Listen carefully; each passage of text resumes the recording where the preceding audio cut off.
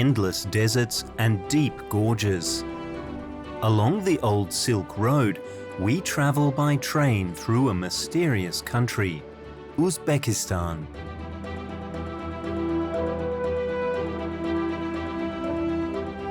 The former Soviet Republic is a country offering both 1001 Nights and communist-style prefabricated homes.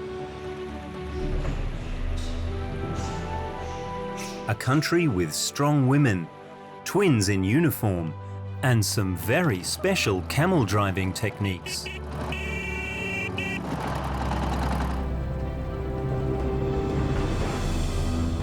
A journey from the deepest caves in the world to the remains of the Aral Sea.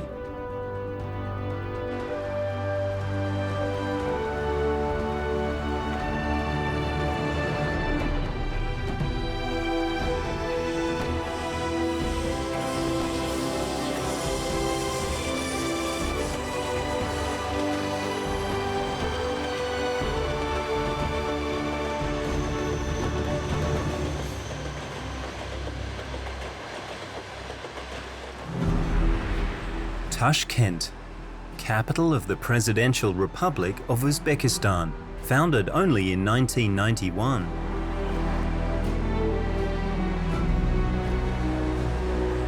In 1966, it was the victim of a devastating earthquake. It was rebuilt in the modern Soviet style. Now massive transport routes crisscross the city.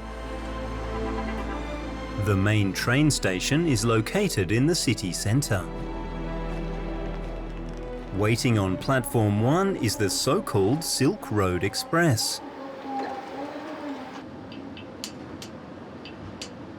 Engine driver Akhmal Khudja Yuldashev checks everything once again so that the train can leave on time at 8 a.m.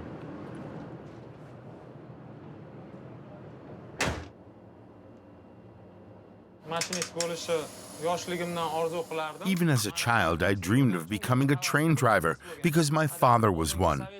He drove old Soviet machines. The working conditions were really tough back then. Today, everything is much better and more comfortable.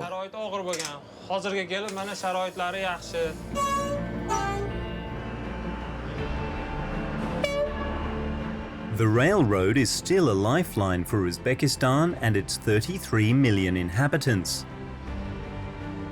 It takes about 20 hours to go from Tashkent across the country to the east to the former shores of the Aral Sea.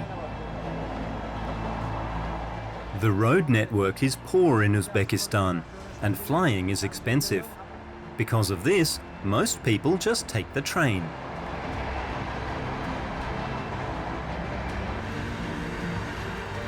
Uzbekistan is located in the heart of Central Asia, between Afghanistan and Kazakhstan. Our journey takes us from the capital, Tashkent, towards Samarkand, along the Hisar Mountains and further to Bukhara, and across the desert to the almost dried up Aral Sea. Water is the greatest treasure of this dry country. In the 1970s, several dams were built on the slopes of the Tian Shan Mountains, which still fulfill Tashkent's water needs today. But there's not just water in these mountains. Hidden deep within them is a secret that the Soviet Union guarded for decades. In the 1940s, uranium was discovered here. For the miners, a top-secret city was built out of the ground. Today, it looks like a ghost town.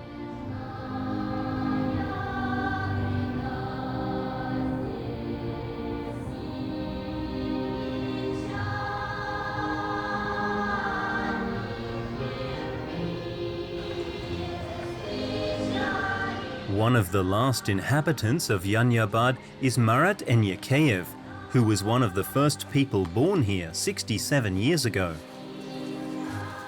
Every morning he makes his rounds, First stop, the daycare.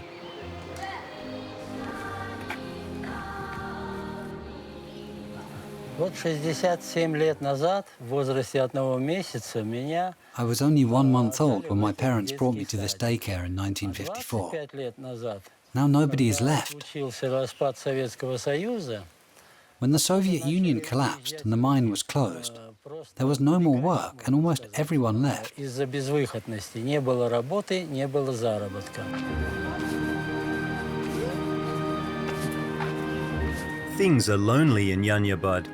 The former music school, like the whole city, was built by Volga Germans. It feels like a faded European memory in the middle of Asia.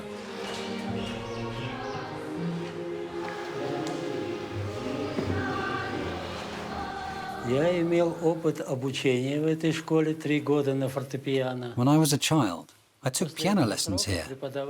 After 3 years, the teacher told my parents that I shouldn't come anymore because I had no chance of becoming a musician.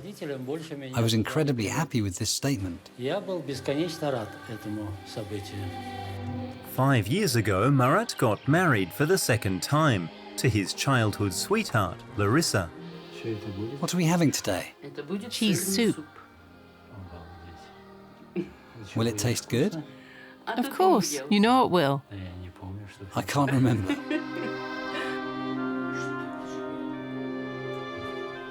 There's new life in Yanyabad again. The Olympic boxing team is training here in the pleasant mountain air. Larissa and Marat have befriended young Sohiba and perhaps adopted her a bit.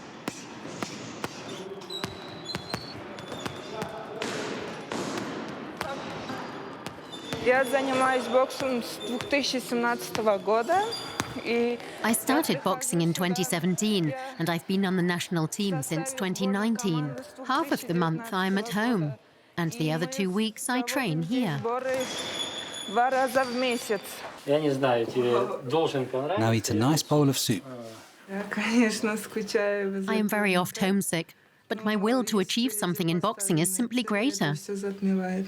Нам очень приятно, что мы It's so nice to have you because we miss our own children. Мы скучаем по детям. Marat's sons, like so many others, have long since left Yanyabad.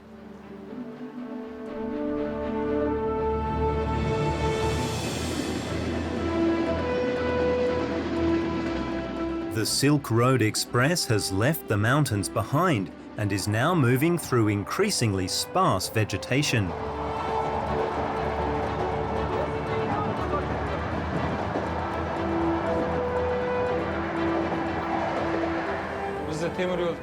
The construction of the railroad began here more than 100 years ago. In Soviet times, the railway network was the highest priority, and there still is a lot of construction going on.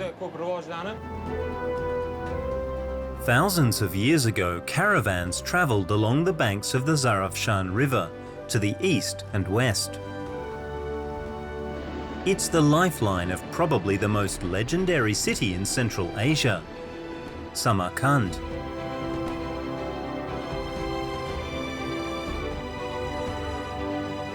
The centre of the city, Registan Square.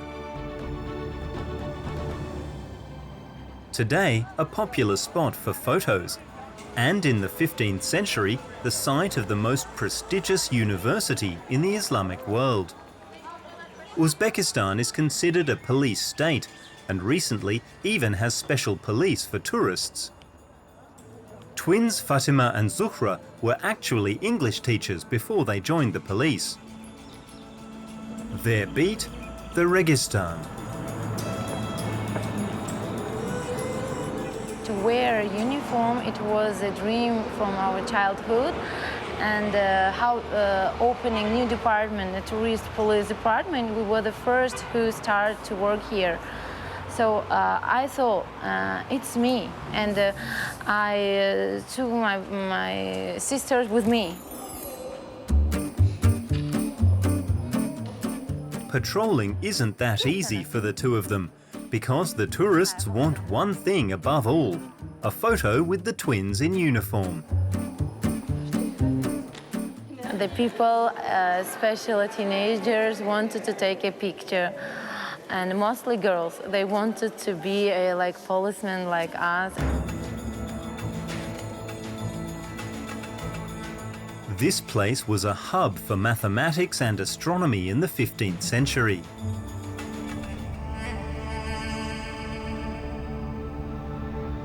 Shahrizinda is a magical place. For 600 years, the necropolis has been hanging on the hills over Samarkand. Muezzin Abdugani calls the faithful to prayer.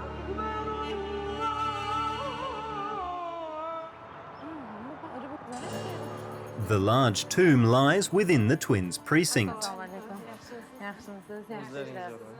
Because we work in this place, historical place, and when we have a nice relationship, I may say relationship, then work will be easy.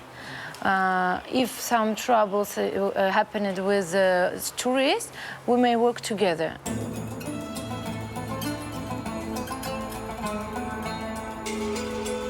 During Soviet times, the 11 mausoleums were left to decay, but recently they've undergone extensive restoration.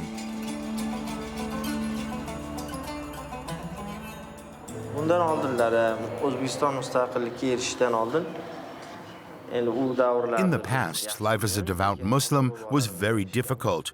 There were only a few mosques in which one could pray. There was hardly any possibility to train as a muezzin. Today, there are 2,000 mosques in Uzbekistan, and new ones are still being built. Every Muslim can once again freely and openly practice their beliefs.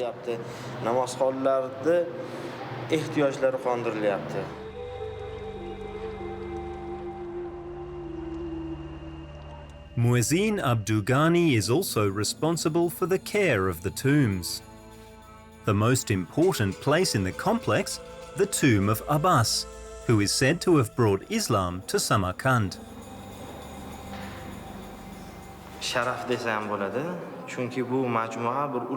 For me, it is always a deep feeling of gratitude that I am given the honor of serving here. This is a holy place because Abbas, who lies here, was the Prophet's cousin.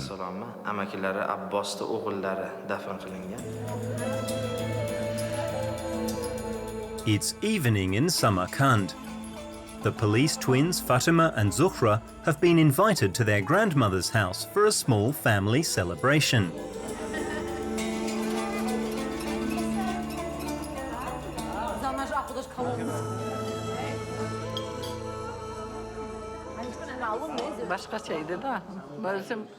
I am so proud of my two granddaughters. When I was young, it was unthinkable for a woman to wear a uniform. The twins each have one daughter, are divorced, and live independently. Our parents gave us a really nice life because they hadn't such life in their own life. And now we try to show our best for our children.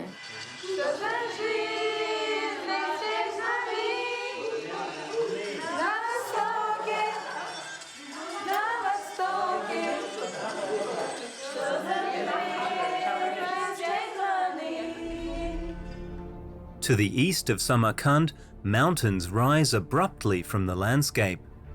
Speleologists Vladimir Dolky and Pavel Baer are on their way to uncover a great secret. Back there, I can see it. We want to go to the Timurin cave to investigate. Legend has it that Timur hid there with his entire army. We want to find out if this was actually possible. But the route is long and difficult.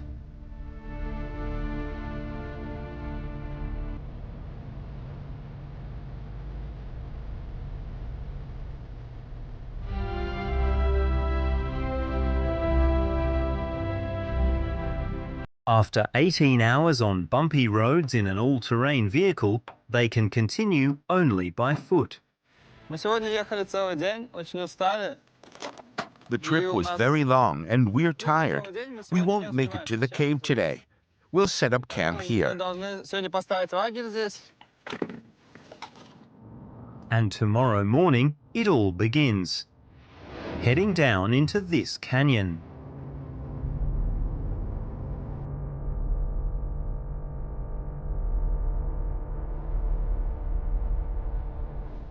Vladimir and Pavel have been working together for 8 years now and have explored many caves. Это самая простая и самая дешевая еда, которая в народе называется бич-пакет. This is the simplest and cheapest food there is. Classic student food. Here in the mountains, it's very convenient because it's so easy to prepare.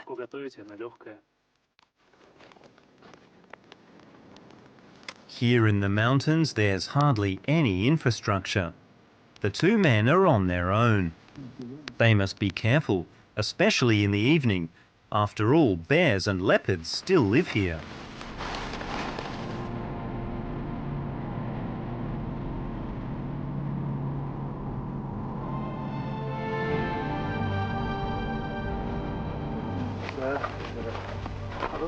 At 6 in the morning, the march to the Timor cave begins.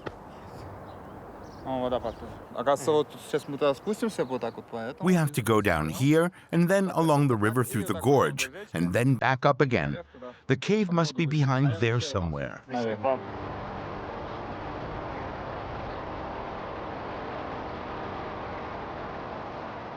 Down the steep cliffs, we go into the canyon, called the Kalai Sherkhan, the Lion Fortress.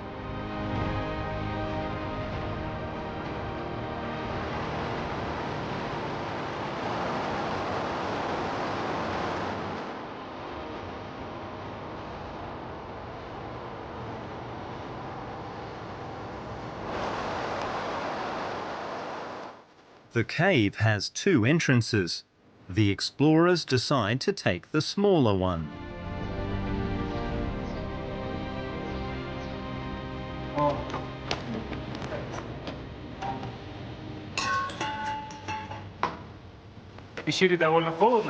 Inside the cave it will be very cold, so we need to dress warmly. We will try to explore as much of the cave as possible to see if the survival of many people here was possible at all. Most importantly, of course, is water. Without drinking water, no one could have survived here.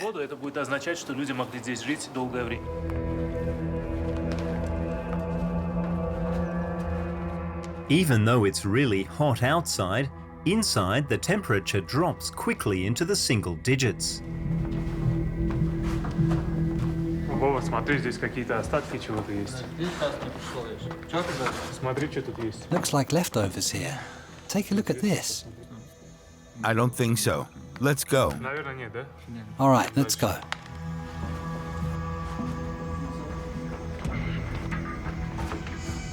No more daylight reaches this part of the cave. The explorers find themselves in total darkness. We have to descend deeper now. We suspect there's water down there. If the stories are true, there must have been some kind of lake here in Timur's time. And if it exists, we'll find it. Timur ruled an enormous empire in the 14th century, from present-day India to Turkey. His victorious campaigns are said to have begun from this cave. Look, there's a small waterfall. Yes, the water is collecting down there. Drinking water for Timur.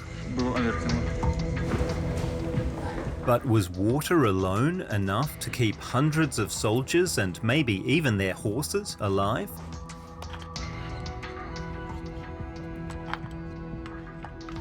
Мы нашли кости. Возможно, это кости либо людей. There is definitely old food here. How old it is, however, is difficult to say. Сейчас посмотрим, что есть еще. After 5 hours in the cave, they start their way back. We found a small reservoir, so there is water here. Также мы поняли, что However, the way into the cave is difficult. It's hard to say if it could have been done with horses. In any case, they could have been sheltered. целую конюшню. Still, there's not enough evidence to say whether Timur was here. It still remains a mystery. They'll come back to explore Timuran Cave further.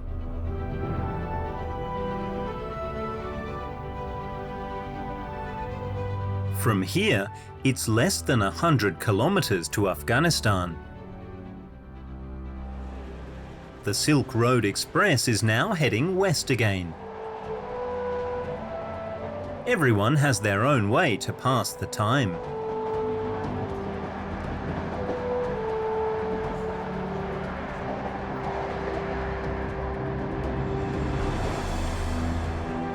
Of course, food is also important on such a long trip, and it's served at their seats. Like everywhere in the country, the national dish pilaf is on the menu. Rice with carrots and meat cooked on a coal stove. The sun and the stove push the temperature in here up over 60 degrees Celsius. It's really hard to cook in such heat. Uzbek cuisine is full of meat. Here, mutton goes with everything. The guests mainly want to eat pilaf or meat skewers, and God willing, I'll have enough to satisfy them all.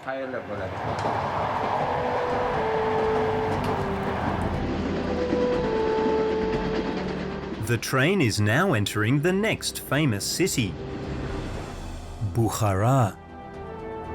The oasis of Bukhara is said to have been inhabited as early as 500 BC.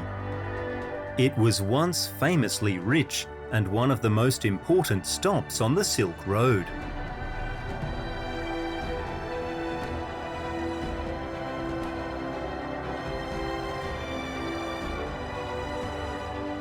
Bukhara lies some 2,800 kilometers northeast of Jerusalem. Yet it's home to one of the oldest Jewish communities in the world. Daniel Matatov, son of the old rabbi, is a watchmaker here in Bukhara.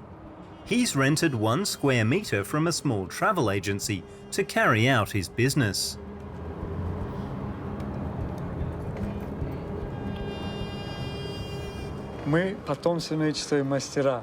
We've been watchmakers for generations. My grandfather, my father, my brothers, me, and also my son. When my grandfather lived here, the Jewish community was huge. But as time went by, it became smaller and smaller.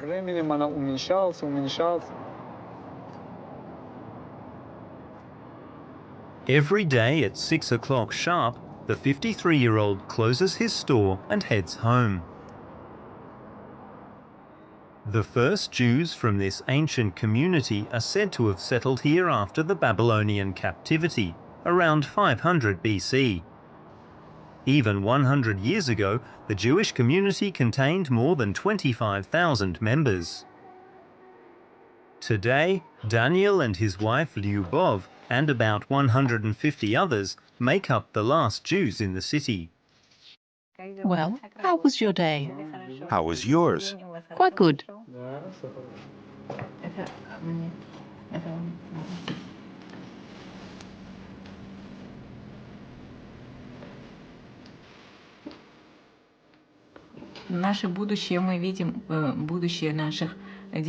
Our future, like that of our children, lies in Israel. What kind of life would that be, alone, without our children? We have to go where they and our grandchildren are, even though it will be very sad to leave this wonderful house behind. After her father-in-law, the old rabbi, died, the 49-year-old and her husband took care of the synagogue just across the street. Today, community members are preparing a memorial service for the dead.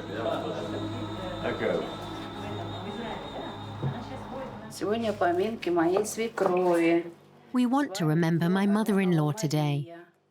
Her name was Anova Maria, and she died in the USA at the age of 90 and was buried there. Every year we hold this Memorial Day here in her honor. A community member has agreed to read, and it will all be streamed live for relatives in the US. He is the Khazan, the cantor, and has no training. Everyone around this table wants to leave the country in the next few years, mainly for economic reasons, for Israel or the US. There they can easily get a residence permit. Even if I leave Bukhara, I won't forget our traditions. I carry them deep in my heart, and I will continue to live the life of a Bukhara Jew everywhere. It is simply in me, and I will pass on everything I know to my children and grandchildren.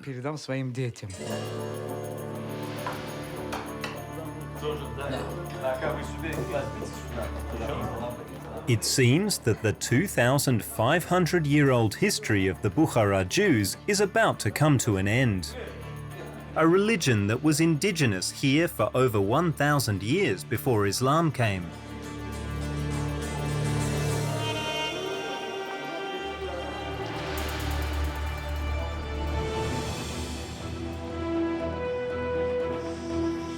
By the early hours of the morning, the Silk Road Express has reached the edge of the Kizilkum, Uzbekistan's Great Desert.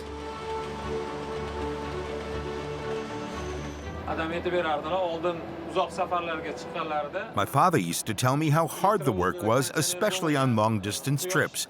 The sun shone so strongly on the metal roof of the locomotive that it became unbearably hot for the driver.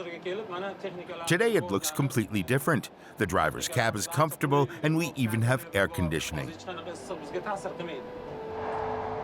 Unfortunately for those in the carriages, there's no air conditioning. Everyone tries to cool down in their own way.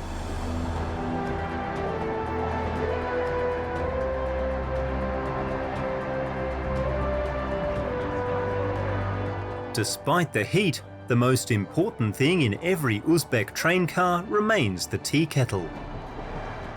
For our people, hot tea on a hot day is the most normal thing in the world.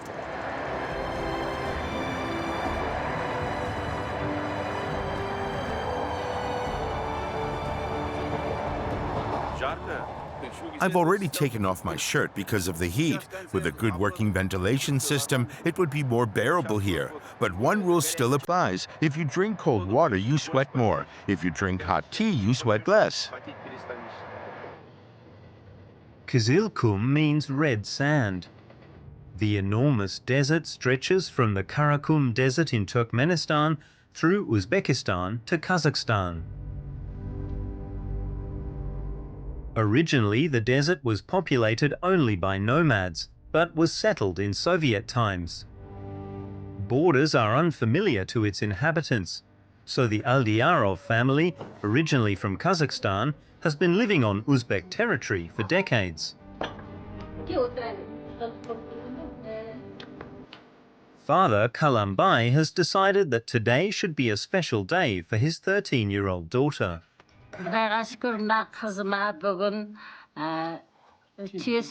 God willing, I want to teach my daughter how to milk camels today. She has to be able to stand on one leg and balance the bucket with the other. We have 6 camel mares, and they're not easy to milk. I'm looking forward to the milking and will give it my all. But before that, the dishes have to be washed. And that's the work of Nazirka and her younger sister.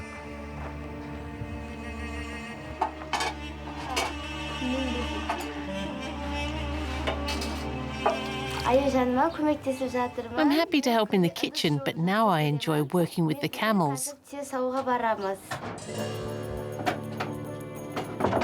But unfortunately, the camels, which are left to roam free, aren't there. And the father can't see them anywhere. The eldest son, Kalim John, is supposed to search for them. But before that, a refreshing bowl of camel milk. Then, off to find Papa's motorcycle. The first bucket is finally full.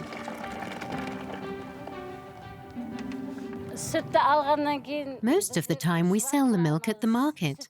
But when we are invited somewhere, for example to a wedding, We also like to bring the milk as a wedding gift.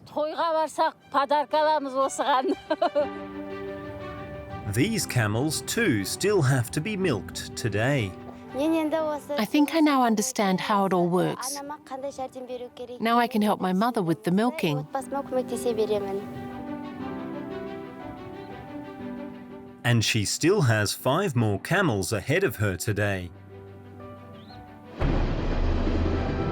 In the blistering heat, the train crosses the biggest river of Uzbekistan, the Amu Darya. Inside, everyone is exhausted.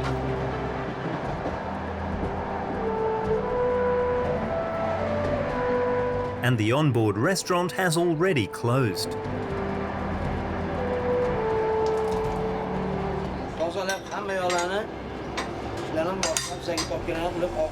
After I've cleaned everything up, it's back to square one for the return trip. Again, I will prepare fresh pilaf, beefsteaks, mastava and meatballs, so that our guests have something to eat. Sometimes passengers have extra requests, and I try to fulfill those as well. For the 35-year-old train driver, the shift is also slowly coming to an end. I got married in 2012 and had a son. He's in the 3rd grade and loves everything about trains. He's constantly playing with his little diesel and steam locomotives. When I come home, he always asks, "Dad, where have you been? How was your trip?" He's just interested in everything. If he becomes a train driver someday, that would make me very proud.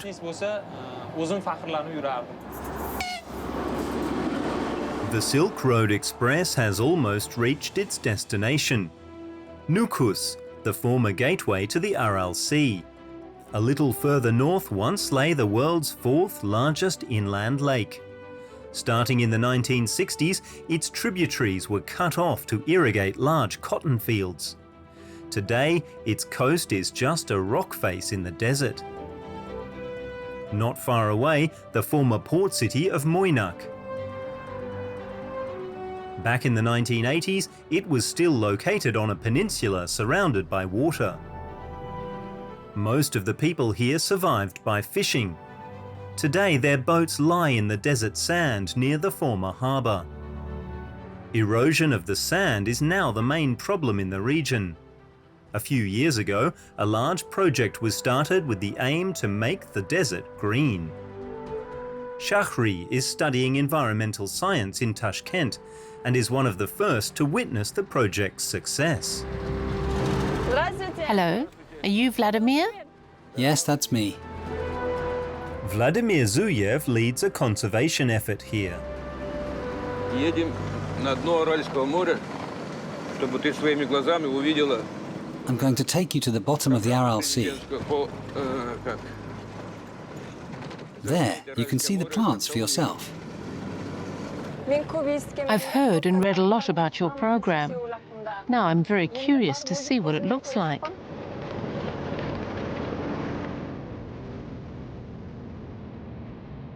In the early 1960s, the Aral Sea was about the size of Bavaria. Everything that's now called Aralkum or Aral Desert was covered with water.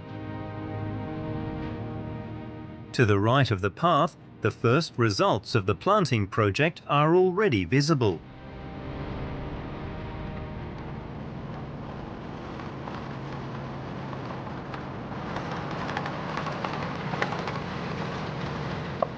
The water will not return. The hope now is to bring the constant sandstorms under control.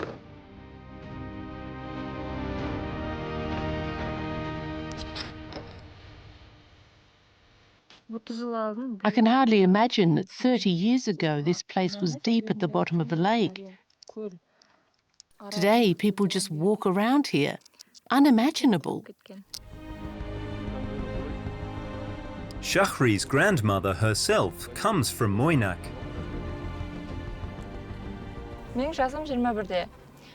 I'm 21 years old, and when I was born, the water here had already disappeared. Now with the plants, we can at least stop the sand from eroding. You can always do something. That's why I'm so interested in ecology. The roots of the bushes reach deep into the earth and provide support. Where do the bushes come from and how do you plant them? Вот семечки, тухум. Видишь, вот. Сначала тухум Citizens all over the country collect the seeds. население помогает. Потом они сажают, сеялка есть у них, тракторы. They are then distributed either by tractor or even from an aeroplane over the desert. Авиация помогает путем разброса семенов. Only a tiny part of the Aral Sea basin has been planted. It seems to be working, which gives the people here hope. Ну что, поехали? Let's go. I'll show you the best part. Самое лучшее.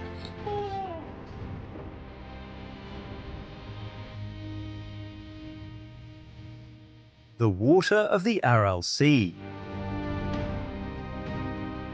A puddle compared to its former glory, but still impressive.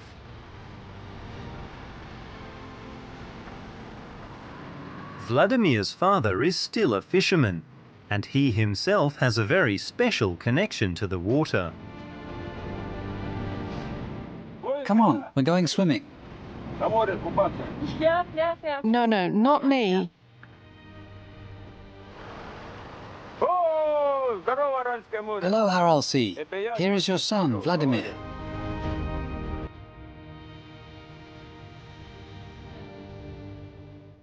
Когда я прихожу сюда, Whenever I am here, my heart tells me I have to go into the water. потому что вся моя жизнь, My whole life is connected with this water, this sky and this earth. ну и ясное дело, что и с землей. Поэтому меня I всегда love being here because nobody knows how long the last remains of the sea will exist. точно не знает никто.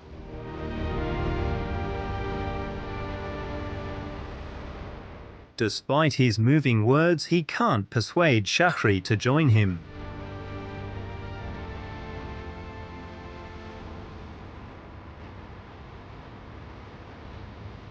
From the remains of the Aral Sea, across dusty deserts to the green highlands of the Hisar Mountains, Uzbekistan, a land of extremes.